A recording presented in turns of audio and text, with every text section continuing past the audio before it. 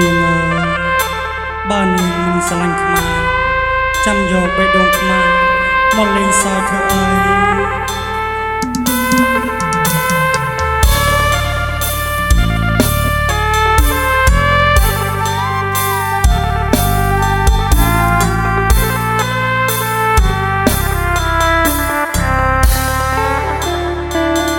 បើ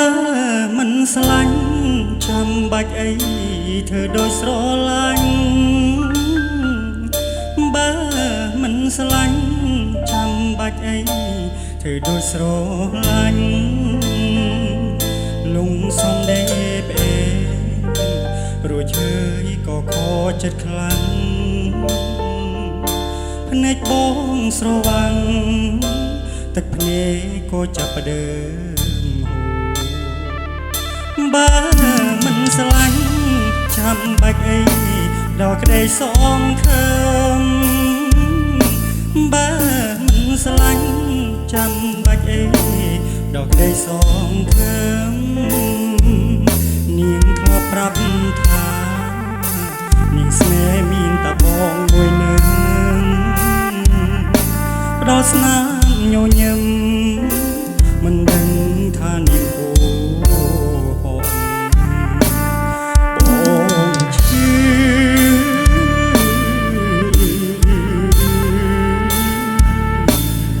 ពេលបានឮថាអូនមានថ្មីបេះដូងបងស្ទើរជ្រុងដល់ដីតើរឿងអីហេតុអីទើបស្រីដាច់ចិត្តក្បត់រូប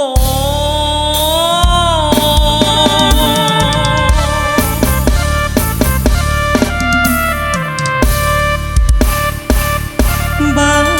មិនស្រឡាញ់សូមថយចេញអូនចេញអោយឆ្ងាយបើមិនស្រឡាញ់សូមថយចេញអូនចេញអោយឆ្ងាយ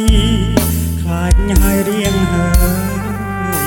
រសជាតិស្នេហាក្លែងខ្លាយឈឺណាស់បើ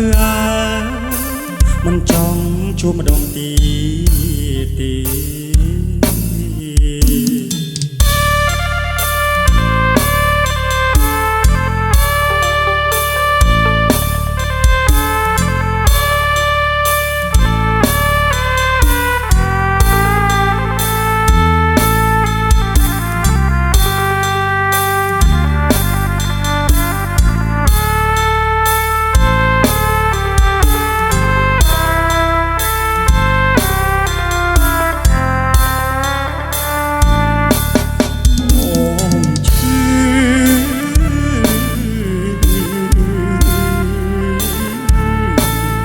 ពេ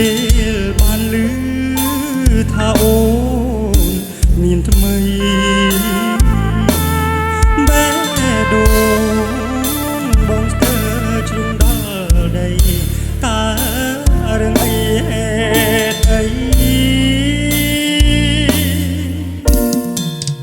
ទើបស្រីដាច់ចិត្តក្បត់រូប